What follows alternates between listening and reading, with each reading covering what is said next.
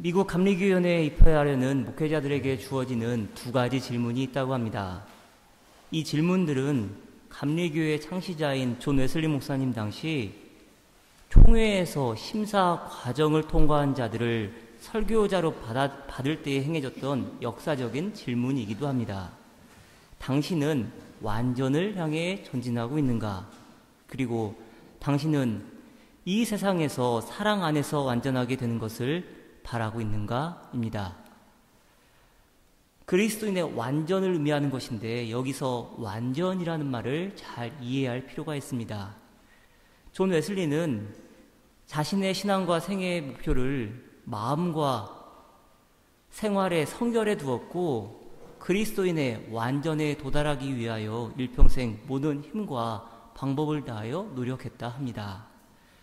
그는 1733년 1월 1일 옥스퍼드 대학교의 성마리아 교회에서 행한 마음의 할례라는 설교에서 할례란 영혼의 거룩한 습관으로 형성되는 성품이므로 그것은 육체와 영혼의 모든 더러움으로부터 깨끗해지는 것을 의미한다고 전합니다.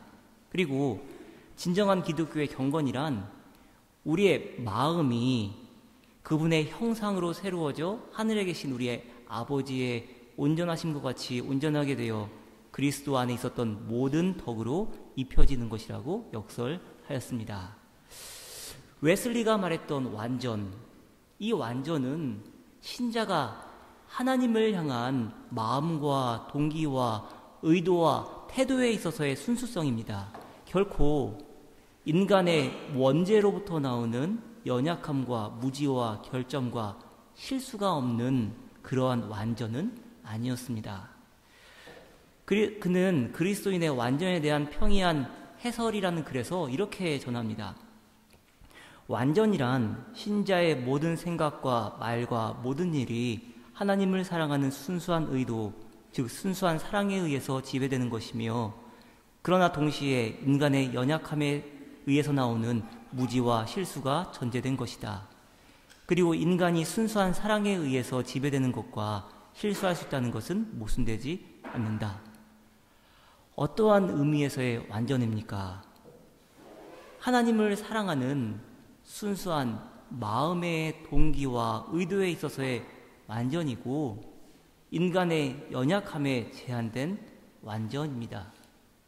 결국 웨슬리가 말하는 완전이란 영적 성장이 계속 진행 중에 있는 완전, 곧 완성을 향해 나아가는 과정 중에 완전을 의미하는 것입니다. 여기서 중요한 말이 완성을 향하여 나아가는 과정 중에 완성이라는 말인데 영어로 표현하면 perfecting perfection. 그래서 신자는 예수 그리스도의 완전을 향하여 나아가는 하나님 나라의 완전을 향한 순례자여야 한다고 가르칩니다. 그렇기에 시대를 넘고 지역을 넘어 이 두 가지 질문은 여전히 우리에게도 유효합니다. 여러분은 완전을 향해 전진하고 있으십니까? 여러분은 이 세상에서 사랑 안에서 완전하게 되는 것을 바라십니까? 그리고 이 두 가지 질문은 다음에 한 질문으로 요약됩니다. 여러분은 완전을 열망하십니까? 저와 여러분이 시편 기자와 함께 순례의 길을 떠났던 이유가 무엇입니까? 15차례에 걸쳐 성전에 올라가는 순례자의 노래를 함께 부르는 이유가 무엇입니까? 순례자의 노래 첫 번째 시편인 120편은 이렇게 말문을 엽니다. 내가 환난 중에 여호와께 부르짖었더니 내게 응답하셨도다. 환난 가운데 부르짖었더니 응답의 역사가 일어나기 시작했다는 고백입니다. 여러분, 환난에 처하게 되는 여러 가지 이유가 있습니다. 환난 가운데 우리 인생이 행복하지 못하게 되는 수많은 이유가 있습니다. 그러나 저와 여러분이 그리스도인이라면 이 사실 꼭 기억하시기를 바랍니다. 인간의 행복은 성화의 정도에 비례한다는 사실입니다. 행복은 성결에 의존하고 그렇기에 거룩한 삶은 행복한 삶으로 귀결됩니다. 인간이 불행한 것은 거룩하지 못하기 때문입니다. 그렇기에 시편 기자는 그가 걷던 길에서 되돌아 설 것을 결심합니다. 그동안 살아왔던 자신의 길을 되돌아보며 거짓된 인생을 살아왔음을 회개하고 주님께로 향하는 것입니다. 시편 120편 6절로 7절 말씀, 내가 지금까지 너무나도 오랫동안 평화를 싫어하는 사람들과 더불어 살아왔구나. 나는 평화를 사랑하는 사람이다. 그러나 내가 평화를 말할 때 그들은 전쟁을 생각한다. 그렇기에 어떻게 합니까? 두 번째 시편에서 자신의 확고한 의지를 담아 이렇게 노래합니다. 내가 산을 향하여 눈을 들리라. 나의 도움이 어디서 올까? 나의 도움은 천지를 지으신 여호와께서로다. 여호와께서 너를 지켜 모든 환난을 면하게 하시며 또 내 영혼을 지키시리로다. 여호와께서 너의 출입을 지금부터 영원까지 지키시리로다. 사랑하는 여러분, 저와 여러분의 인생길이 하나님을 향한 순례의 길이 되기를 바랍니다. 지금 걷고 있는 내 인생길이 온전히 하나님을 향하고 있는지 점검해 보시기를 바랍니다. 만일 평화의 길, 화평의 길이 아니라면 되돌아서시기를 바랍니다.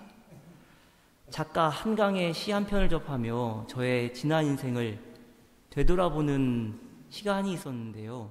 괜찮아 라는 시입니다. 들으시면서 여러분 역시 여러분의 인생을 되돌아보시기를 바랍니다. 태어나 2달이 되었을 때 아이는 저녁마다 울었다. 배고파서도 아니고 어디가 아파서도 아니고 아무 이유도 없이 해질녘부터 밤까지 꼬박 3시간. 거품 같은 아이가 꺼져버릴까봐 나는 2 팔로 껴안고 집안을 수없이 돌며 물었다. 왜 그래? 왜 그래? 왜 그래? 내 눈물이 떨어져 아이의 눈물에 섞이기도 했다. 그러던 어느 날 문득 말해봤다. 누가 가르쳐준 것도 아닌데 괜찮아, 괜찮아, 이제 괜찮아. 거짓말처럼 아이의 울음이 그치진 않았지만 누그러진 건 오히려 내 울음이었지만 다만 우연의 일치였겠지만 며칠 뒤부터 아이는 저녁 울음을 멈췄다. 30이 넘어야 그렇게 알았다. 내 안에 당신이 흐느낄 때 어떻게 해야 하는지. 울부짖는 아이의 얼굴을 들여다보듯 짜디짠 거품 같은 눈물을 향해 괜찮아. 왜 그래가 아니라 괜찮아. 이제 괜찮아. 저 역시도 이런 경험이 있었습니다. 여러분과 함께하기 수년 전에 큰아이가 아직 걷지 못하고 기어다닐 만한 그때에 저녁마다 우는 것이었습니다. 정확하게 20시 전후입니다. 제가 한강 작가의 글을 받아 이렇게 적어보았는데요. 한번 들어보시길 바랍니다. 큰아이가 그렇게 우는 것이었습니다. 왜 그러는가 했습니다.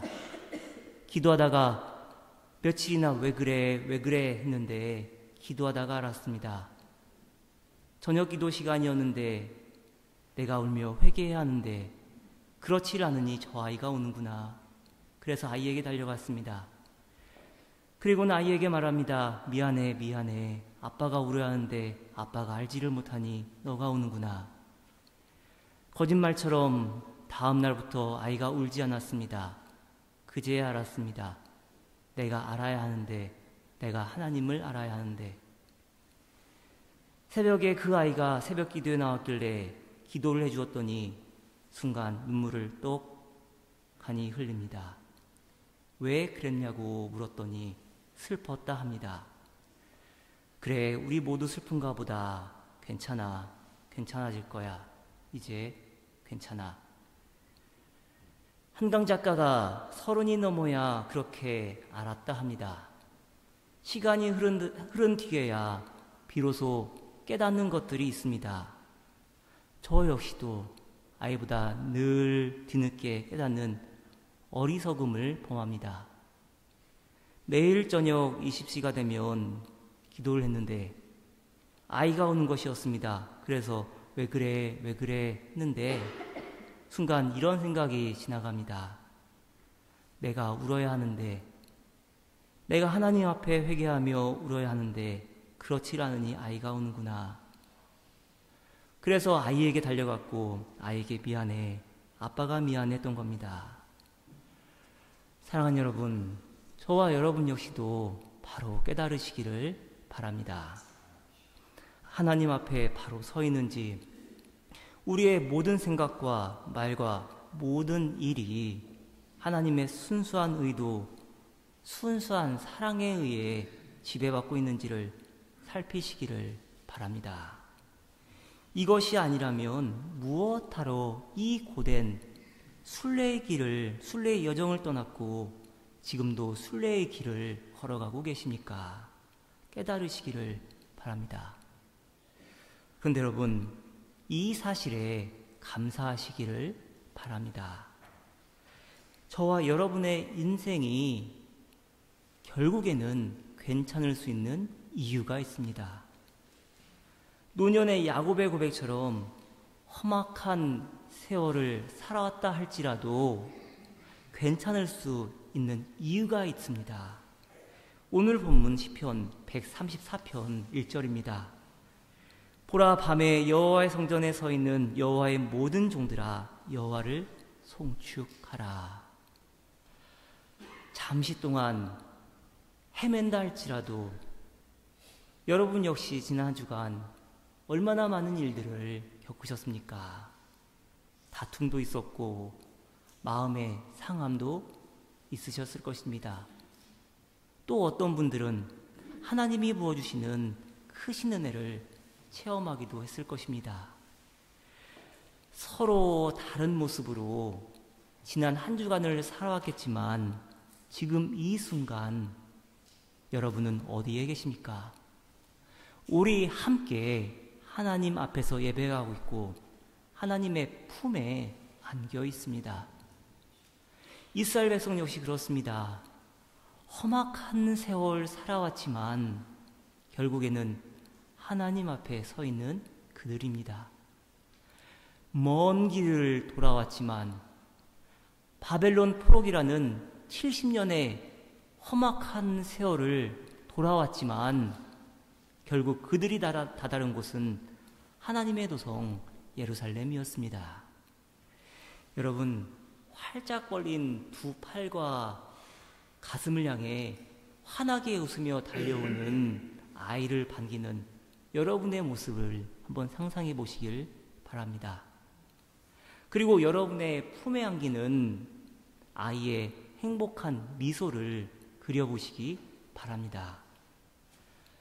비록 육아에 몸은 고단할다 할지라도 그런 행복을 만끽하시는 분들 계실 것이고, 이제는 징그럽다 하면서도 여전히 내 새끼 하며 행복 가득한 분들, 또한 자녀를 바라보며 사랑의 눈빛 마주치는 분들 계실 겁니다.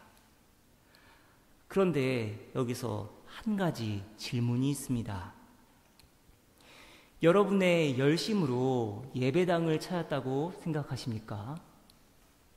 이스라엘 백성의 수고와 노력으로 예루살렘 성에 다다랐다고 생각하십니까? 과연 무엇을 위하여 여러분은 하나님을 찾으십니까? 탕자가 아버지께 되돌아가려 했던 것은 먹을 것이 없었기 때문입니다. 아버지의 사랑이 그리워서가 아니라 그저 아버지의 그늘이 필요했던 겁니다. 누가복음 15장 17절입니다. 이에 스스로 돌이켜 이르되 내 아버지에게는 양식이 풍족한 품꾼이 얼마나 많은가. 나는 여기서 주여 죽는구나. 배고파봐야 하는 이유도 있습니다. 육적인 굶주림을 통해서라도 하나님과의 영적인 교제를 꿈꿀 수 있기 때문입니다. 그럼에도 여전히 안타까운 것은 길 떠난 아들의 머리에는 온통 잡생각만 가득하다는 겁니다. 어떻게 변명할까? 어떻게 하면 아버지의 화를 가라앉힐 수 있을까 생각하는 겁니다. 마치 한 달란트 받은 종이 주인을 가리켜 당신은 굳은 사람이라 심지 않은 데서 거두고 해치지 않은 데서 모은 줄 알았던 것처럼 탕자 역시도 아버지의 선하심을 여전히 깨닫지 못한 것이었습니다. 그러나 아버지는 어떻게 돌아온 아들을 반기십니까? 그의 입을 맞춥니다. 아들을 알기 때문입니다. 계산이 빠른 아들, 머리가 비상한 아들이 이런저런 생각할 것이라고 이미 아셨기 때문입니다. 그래서 아들의 입을 맞추고는 아무 말 하지 말라고, 그럼에도 너는 내 아들이라고 말씀하십니다. 개역 개정성경으로 누가복음 15장 20절 말씀입니다. 이에 일어나서 아버지께로 돌아가니라. 아직도 거리가 먼데 아버지가 그를 보고 측은히 여겨 달려가 목을 안고 입을 맞추니. 사랑하는 여러분, 여러분의 입에 재갈을 물리고 하나님 앞으로 나아가시기를 바랍니다. 무슨 변명을 그렇게 하시렵니까? 오늘 본문 1절 말씀 이렇게 말합니다. 보라, 밤에 여호와의 성전에 서 있는 여호와의 모든 종들아, 여호와를 송축하라. 어찌 대낮에 아버지의 얼굴을 정면으로 대할 수 있었겠습니까? 해가 지고 어스름해질 때, 낮과 밤에 경계가 생기기 시작할 때에야 아버지의 얼굴을 맞댈 용기가 서지 않았겠습니까? 여호와의 성전에 서 있는 모든 종들이라고 표현하지만 실제로는 아버지의 품에 안긴 그들이 아닙니까? 내가 아버지를 향해 달려온 것이 아니라 아버지가 기다리시고 나를 품에 안으셨기 때문에 지금 이 시간 저와 여러분이 이 예배당에 모여 함께 예배하는 것입니다. 비록 전에는 아버지를 떠났지만 이제는 아버지 품에 안겨있는 아들을 향해 아버지는 말씀하십니다. 예레미야서 17장 7절로 8절 말씀입니다. 그러나 무릇 여호와를 의지하며 여호와를 의뢰하는 그 사람은 복을 받을 것이라. 그는 물가에 심어진 나무가 그 뿌리를 강변에 뻗치고 더위가 올지라도 두려워하지 아니하며 그 잎이 청청하며 가무는 해에도 걱정이 없고 결실이 그치지 아니함 같으리라. 그렇기에 하나님의 자녀된 주의 백성들은 어떻게 행하며 살아가야 합니까? 기뻐하며 송축할 수 있어야 합니다. 지난 한 주간에 내 감정이 어떠했다 할지라도 하나님 품에 안긴 지금 이 시간만큼은 기뻐할 수 있어야 합니다. 오늘 본문 1절로 3절 말씀 잘 들어보십시오. 송축하라는 말이 2번 반복되는데 왜 손을 들고 하나님을 찬양해야 합니까? 보라, 밤에 여호와의 성전에 서 있는 여호와의 모든 종들아, 여호와를 송축하라. 성소를 향하여 너희 손을 들고 여호와를 송축하라. 천지를 지으신 여호와께서 시온에서 내게 복을 주실지어다. 지난 주간 가을 특별 새벽 기도회 통해서 주기도문 함께 나누었습니다. 저 역시도 많은 깨달음이 있었던 소중한 시간이었습니다. 근데 여러분, 저와 여러분이 기도해야 하는 이유가 무엇이라고 했습니까? 기도해야 하는 이유 여러 가지가 있겠지요. 그런데 한 가지, 하나님은 저와 여러분에게 복 주시기를 원하신다는 사실입니다. 하나님은 우리에게 복 주시기를 원하시는 분이십니다. 하나님의 이름을 영광되게 살아가는 것, 하나님의 나라가 이 땅 가운데 임하도록 간구하는 것, 내 뜻이 아닌 하나님의 뜻에 합당하도록 살아가는 것, 우리의 모든 소유가 하나님께 있음을 믿음으로 고백하고 오직 당신만을 의지하며 우리의 영혼을 당신께 맡기는 것, 어떠한 순간에도 주님께서 보호하심을 믿으며 살아가는 것을 통하여 찾아오는 것이 있습니다. 바로 우리 인생에 임하는 하나님의 복입니다. 이 귀한 사실을 깨달아야 합니다. 그래야만 우리의 기도가 바뀌고 우리의 삶의 자세가 바뀌게 되는 것입니다.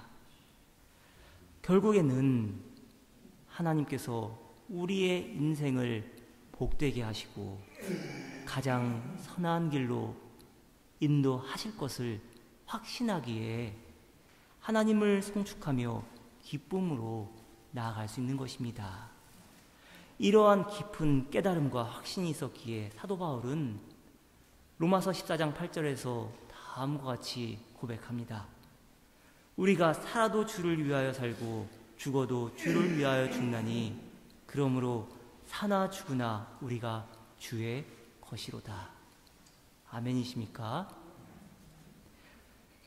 사랑하는 여러분, 이 깊은 깨달음으로 완전을 향해 하나님 앞에서의 신실한 여정을 계속해 나가시기를 바랍니다. 예루살렘 성에 도착했다고 순례의 여정이 다 끝난 것은 아닙니다. 하나님 안에서의 평안과 행복과 축복을 누리는 데까지 나아가야 합니다. 그리스도인의 완전은 우리의 신앙 여정 중에 중도에 결코 포기할 수 없는 목표이고 그렇다고 결코 성취될 수도 있는 것은 아닙니다. 하지만 포기함 없이 성실히 순례의 길을 걷다 보면 어느새 우리 인생에 결코 깨닫지 못했던 이슬비였지만 분명 우리를 성장하게 했던 흡족한 은혜였음을 깨닫는 순간이 올 것입니다. 그리고 이 사실 깨달으셨으면 좋겠습니다. 하나님은 저와 여러분을 세상 가운데서 구별하여 부르셨고 또한 당신을 전파하도록 세상 속으로 파송한다는 사실입니다. 하나님께서 우리를 거룩한 삶 그리고 행복한 삶을 살도록 만드셨다면 마땅히 이제는 여러분이 경험한 하나님의 사랑과 평화와 기쁨에 가득 찬 삶을 세상에 전할 수 있어야 합니다. 순례자의 노래 마지막 구절입니다. 천지를 지으신 여호와께서 시온에서 내게 복을 주실지어다. 결코 순례의 끝이라고 노래하는 것이 아닙니다. 이제 한 가지 일을 마쳤다면 또 다른 새로운 시작이 저와 여러분을 기다리고 있음을 기억하시기를 바랍니다. 하나님의 복은 유통되어야 하고 하나님의 복은 나를 통해 흘러가야 합니다. 하나님께서 저와 여러분을 부르신 이유가 무엇입니까? 축복의 통로되어 살라는 겁니다. 사랑하는 여러분, 부족함 없이 늘 하나님의 은혜에 충만한 인생을 살아가시기를 바랍니다. 하나님께서 저와 여러분을 지키시고 보호하시고 가장 선한 길로 인도하실 줄 믿습니다. 기도하겠습니다. 함께 하신 은혜에 감사드립니다. 주님께서 베푸시는 은혜를 전하고 나누며 살아가는 복된 인생으로 살아가게 하옵소서. 예수 그리스도의 이름으로 기도드립니다. 아멘.